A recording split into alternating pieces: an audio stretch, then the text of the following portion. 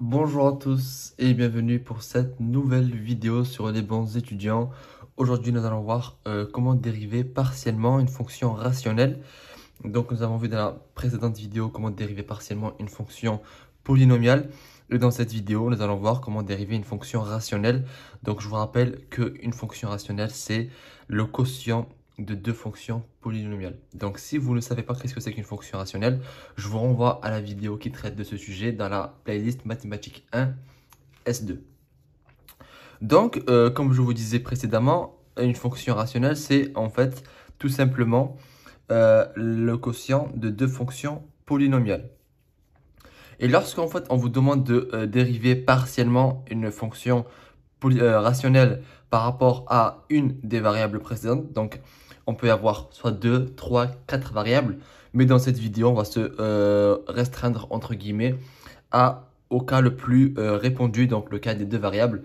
Et de toute façon, si vous savez comment faire pour deux variables, vous saurez comment faire pour 3 et 4 variables, parce que c'est exactement la même chose. Donc là, on nous donne une fonction f de x, et f de x, ça s'exprime par 2x1 plus 8x2 plus 2, divisé par 4x1 plus 7x2 plus 3. Donc, on vous demande tout simplement de dériver partiellement d'abord f de x par rapport à x1, puis f de x par rapport à x2. Donc, à chaque fois que vous avez affaire à ce genre de fonction, donc quand vous voyez que c'est en fait deux fonctions polynomiales, une qui divise l'autre, donc une fonction rationnelle, la première chose à faire, c'est de dire que c'est de la forme u sur v. Donc, il faut dire que la forme u sur v, et vous dites que u, c'est ce qui est en haut, donc u est égal à 2x1 plus 8x2 plus 2, et vous dites que v, c'est égal à ce qui est en bas, donc 4x1 plus 7x2 plus 3. C'est ce que j'ai fait ici. Puis, la deuxième étape à faire, c'est de dériver partiellement u, tout d'abord par rapport à x1. Donc, en fait, là, c'est comme si on dérivait une fonction polynomiale. On dérive ça par rapport à x1, puis vous mettez le résultat. Donc, u' x1, c'est quoi? C'est tout simplement 2 fois 1, parce que quand on dérive par rapport à x1, le x1, ça devient 1. Donc, ça fait 2 fois x1, on a 2, plus 8 fois x2, mais dans x2, il n'y a pas de x1, donc ça fait 0, plus 2, ça fait 0. Donc la dérivée partielle de u' par rapport à x1, c'est 2. Puis vous faites la même chose pour u', mais cette fois-ci par rapport à x2. Donc là, en fait, là, on va avoir 0 parce qu'il n'y a pas de x2. Là, on va avoir 0. Et ce qui reste, c'est 8x2. La dérivée de 8x2, c'est 8 parce que le x2 va devenir 1. Donc 8 fois 1, ça fait 8. Donc u' par rapport à x2, donc la dérivée partielle de u par rapport à x2, c'est 8.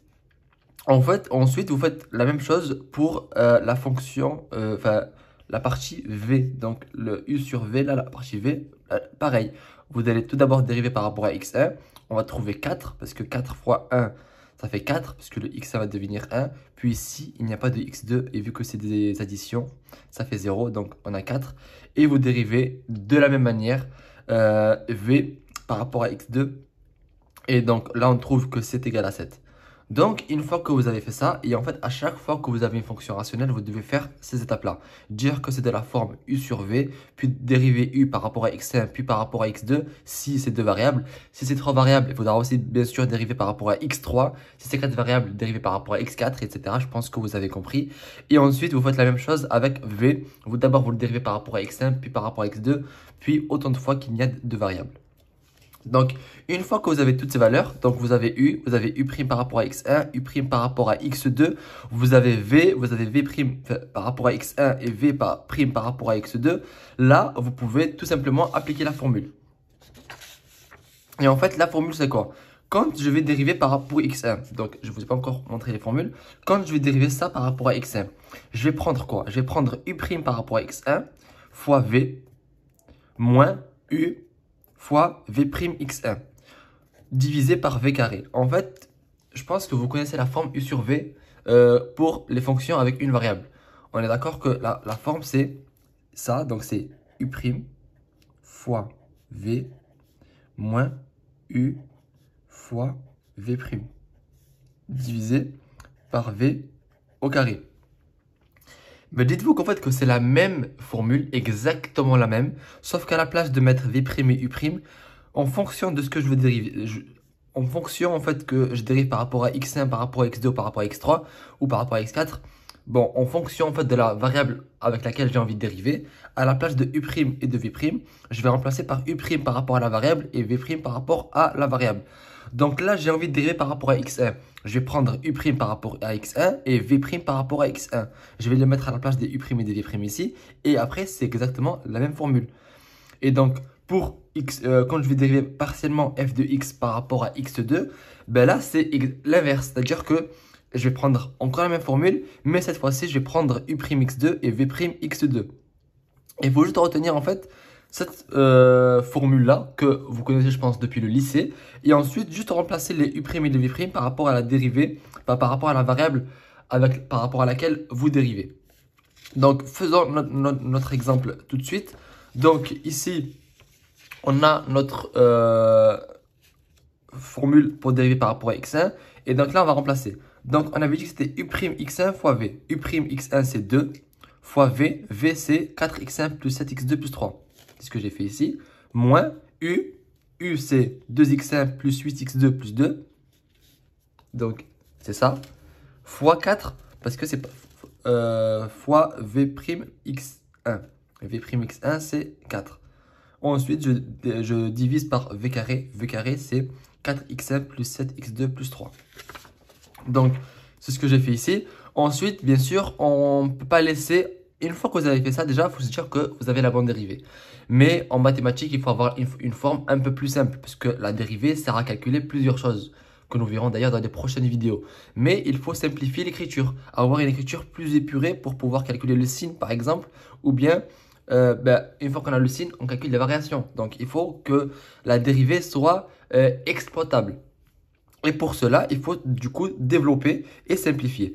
Donc, ce que vous devez faire, tout d'abord, c'est de développer la parenthèse. Donc, 2 fois 4x1, 8x1, 2 fois 7x2, 14x2, 2 fois 3, ça fait 6.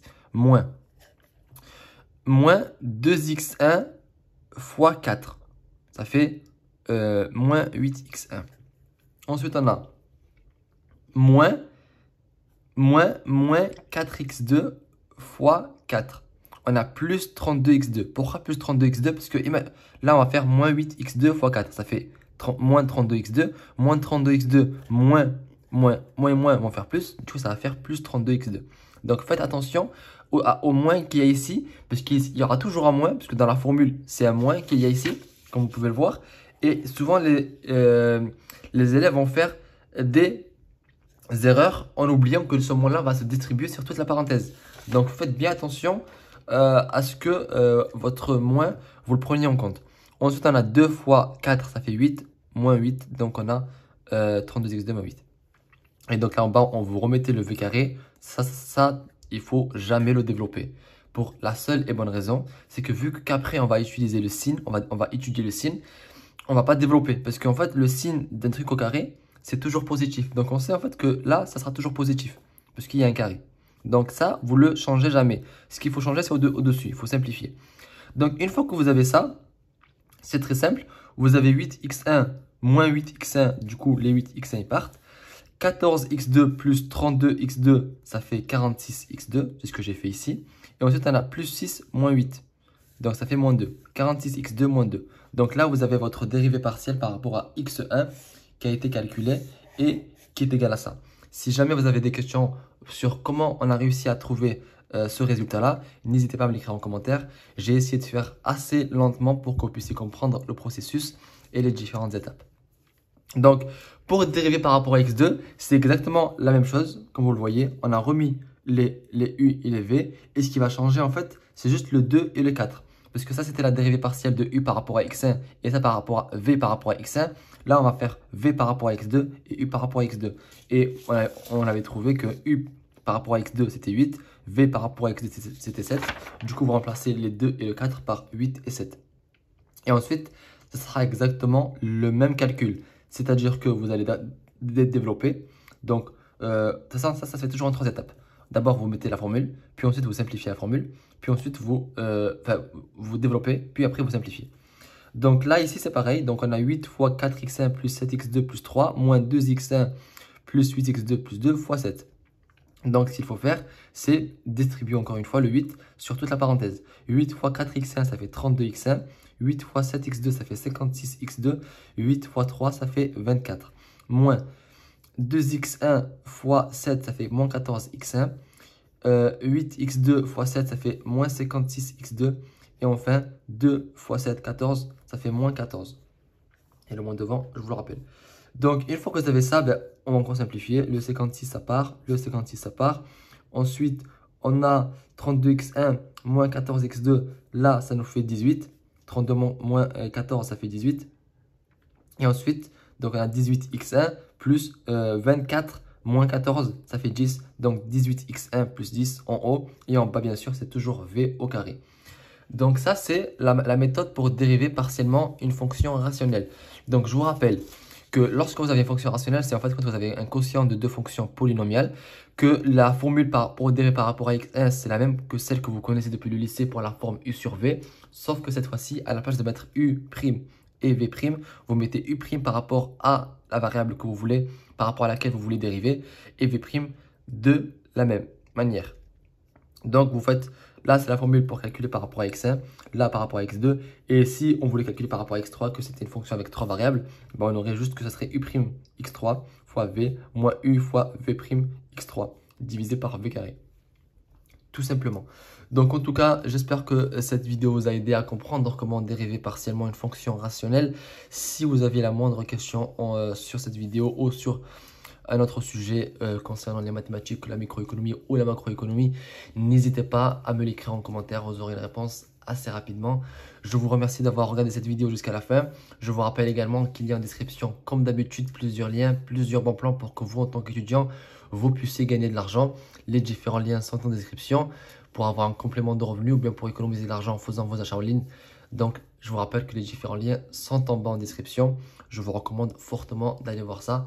Moi, je vous recommande également de vous abonner à la chaîne YouTube pour être tenu au courant des nouvelles vidéos. Et pour ma part, je vous donne rendez-vous dans une très prochaine vidéo sur les bancs étudiants.